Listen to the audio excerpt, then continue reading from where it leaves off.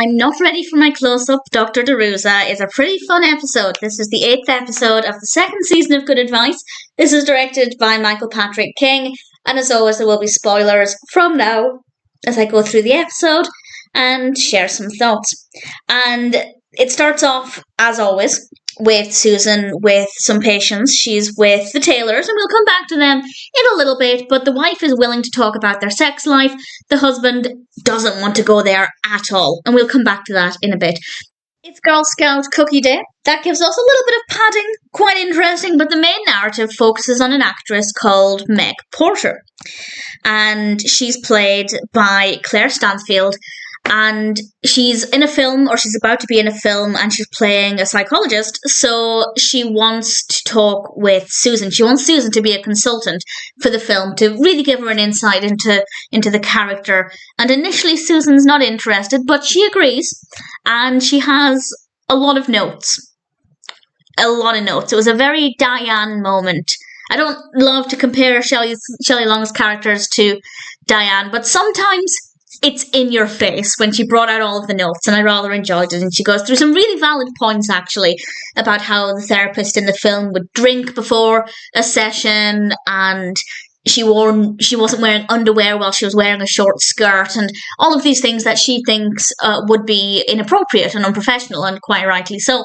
And she ends up inviting Meg to watch a therapy session with the Taylors, and this time the husband is quite keen to big up his sex life because he's in front of Meg Porter, and the wife's also a big fan of Meg Porter, so it wasn't a typical session, but they were certainly very talkative.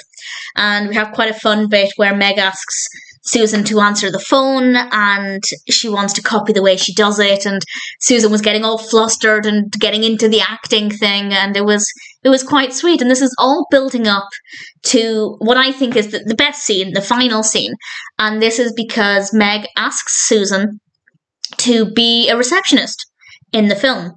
And again, Susan's not sure about this, but she decides to go for it. Paige is very jealous, and well, she keeps getting distracted by Meg, and she's unhappy with the way things are going because basically none of the notes were taken on board by the film. Meg took the notes on board, but at the end of the day, she doesn't get final say.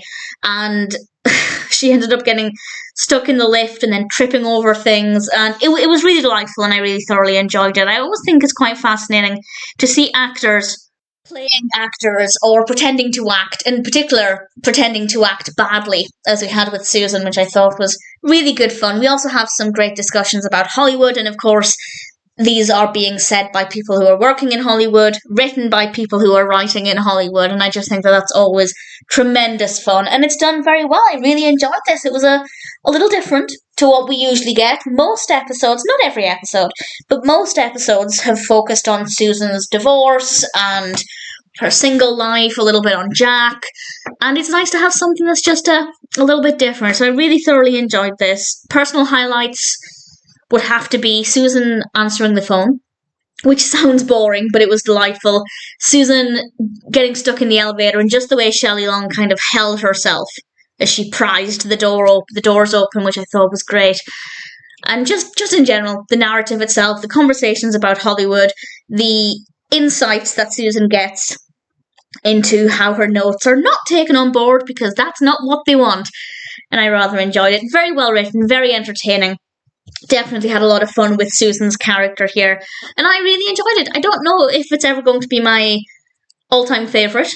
I don't think it gave me as strong an emotional response as some episodes. There are just some that I think make me feel a wider range of emotions, and they're usually the ones that I think are a little bit more interesting.